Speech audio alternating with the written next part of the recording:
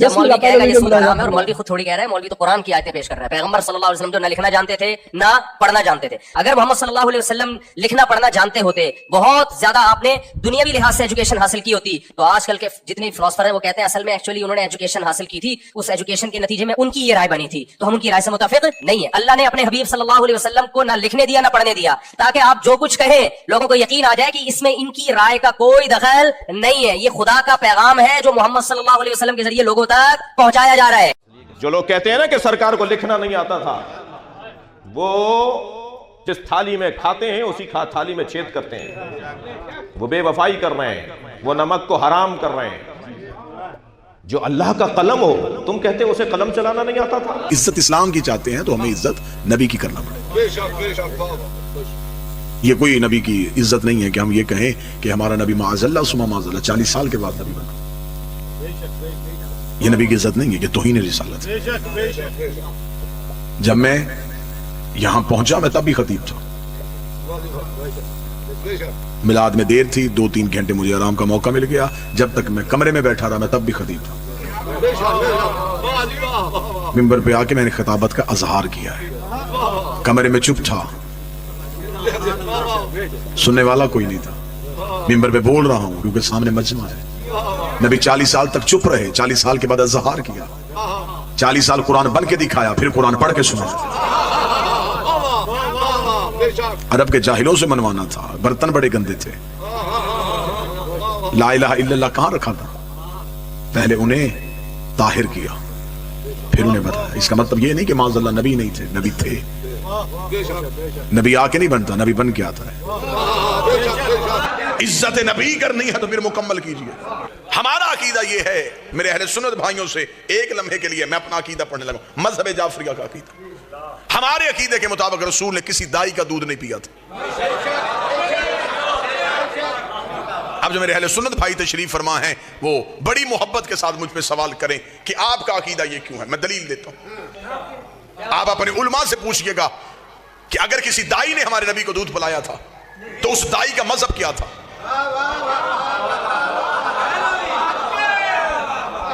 اگر وہ آپ کو کہیں کہ مسلمان تھی تو آپ کہیے گا مولانا آپ نے تو ہمیں بتایا کہ نبی 40 سال تک خود نبی نہیں تھے. تو جب نبی خود ہی نبی نہیں تھے، اس نے کس کا کلمہ پڑھا؟ اگر وہ کہیں کہ کلمہ نہیں پڑھا اور دودھ پلایا تھا تو قرآن کی آیت میری طرف سے مولوی کے سامنے کر دینا. اللہ قرآن میں کہتا وَحَرَّمْنَا عَلَيْهِ الْمَرَاضِعَ، ہم نے حرام کر دیا تھا دائیوں کا دودھ موسیٰ پہ. شرم کر، موسیٰ نوکر ہے، یہ سردار ہے. موسیٰ ریت ہے، یہ آقا ہے. 3 دن کا موسیٰ تو کسی دائی کا دودھ نہیں پیتا. نبی کو پتہ ہی نہیں تھا حلال کیا ہے حرام کیا.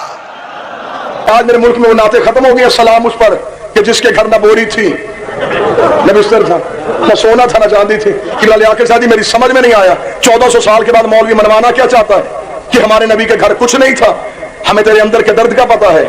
تو نے اس لیے کہا کچھ نہ تھا. اگر کہہ دیتا کچھ تھا پھر بتانا پڑتا وہ کچھ کس کا تھا.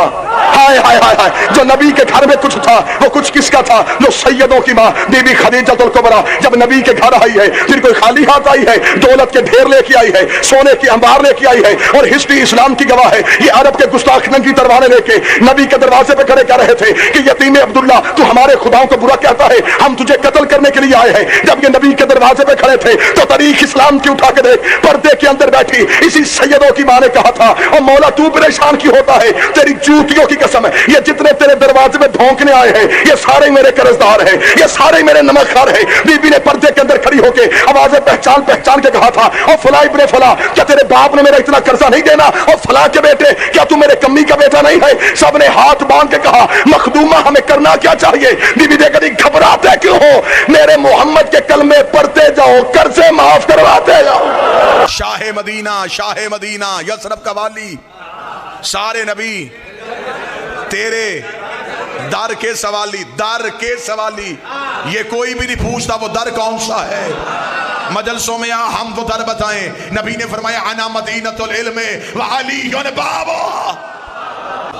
عزت نبی کرنی ہے تو پھر عزت نبی اس معیار پہ کر جو میرے نبی کا حق بنتا ہے. خدا کہتا ہے میں یہ زمین اور آسمان بالکل نہ بناتا اگر میرا نبی نہ ہو. حدیث قدسی ہے، یہ زمین، یہ آسمان، یہ دریا مہربانی، یہ سمندر میں طغیانی یہ سب کچھ ہے تو نبی کی وجہ سے. نبی نہ ہوتے تو یہ کچھ بھی نہ ہوتا. جو بندے شیعہ سنیوں کو کہتے ہیں کہ یا رسول اللہ نہیں کہنا چاہیے، یا زندہ کے لیے ہوتا ہے، رسول سے مدد نہیں مانگنی چاہیے، سلام نہیں پڑھنا چاہیے، میں ان بھائیوں کو جواب دینے لگا. وہ بھی یہ حدیث قدسی مانتے ہیں کہ خدا کہہ رہا ہے زمین و آسمان خلق نہ کرتا اگر میرا نبی نہ ہوتا. آج رجوع سادات میں لائٹیں لگی ہیں، کیوں؟ میلاد کی وجہ سے. اس بارگاہ میں قلین بچھا ہے، کیوں؟ میلاد کی وجہ سے. یہ ممبر سجا ہے، یہ مومنین آئے ہیں، یہ رونق ہے.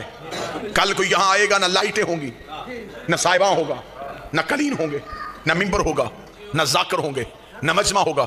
وہ پوچھے گا کل تو بڑی رونق تھی، آج خاموشی کیوں؟ کوئی بتائے گا وہ رونق تھی میلاد کی.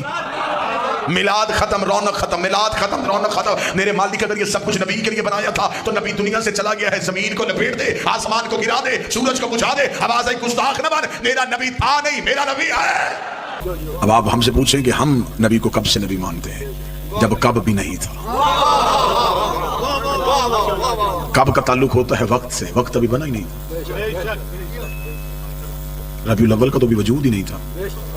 ربیع الاول چاند کی وجہ سے ہے، چاند تو بھی خلق نہیں ہوا تھا. چاند روشنی سورج سے لیتا ہے، سورج تو ابھی آیا ہی نہیں تھا. سورج آسمان پہ چمکتا ہے، آسمان ابھی اٹھایا ہی نہیں گیا تھا. کائنات ابھی خلق ہی نہیں ہوئی تھی، زمانے میں کچھ بھی نہیں تھا. میں کیا کہوں، جس نے یہ لکھا کہ زمانے میں اندھیرا تھا اس نے بھی غلطی کی. اندھیرا بھی مخلوق ہے، سناٹا بھی مخلوق ہے، کچھ بھی نہیں تھا. میری زبان جبریل کی طرح کانپ کے پیچھے رہ جاتی ہے. میں کیا کہوں کہ کیا تھا اور میرا نبی تھا. پھر اگر شیعہ سنی بیٹھے تو میں ایک سطر کہنے لگا ہوں، ایک بنانے والا تھا،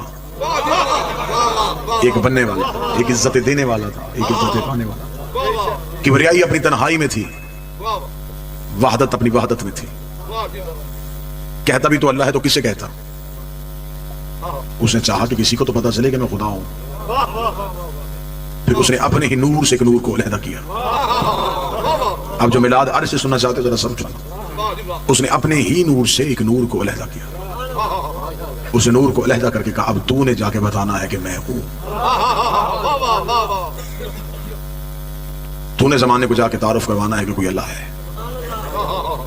اس نور کو اپنے نور سے علیحدہ کر کے اس نے اس نور کو مقدس ترین پردوں میں رکھ دیا.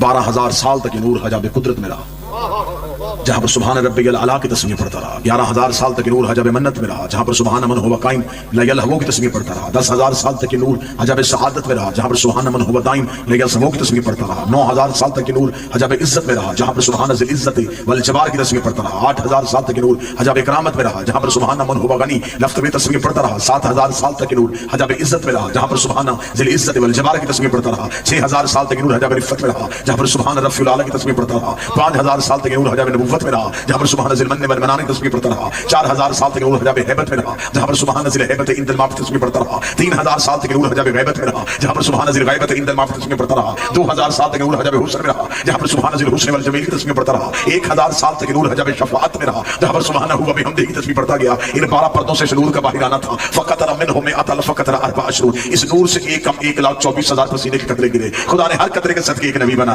پسینے کے قطرے گرتے گئے. کوئی آدم صفی اللہ بن گیا، کوئی نوح نجی اللہ بن گیا، کوئی ابراہیم خلیل اللہ بن گیا. برابری نبی کی نہ کرنا. تیرا پسینہ گرے بیماریاں بنتی ہے، اس کا پسینہ گرے یوسف جیسے حسین بنتی. اللہم صلی اللہ محمد وآل محمد. امید کرتا ہوں آپ کو ویڈیو پسند ہوگی. اگر مجھے فیس بک پہ دیکھ رہے ہیں تو فالو کر دیں، اگر مجھے یوٹیوب پہ دیکھ رہے ہیں تو چینل کو سبسکرائب کر دیں، پیارا سا کمنٹس کر دیں کہ مجھے آپ کہاں سے دیکھ رہے ہیں. انشاءاللہ ملتا ہے اگلی ویڈیو میں. تب تک خدا حافظ. یا الہ السلام.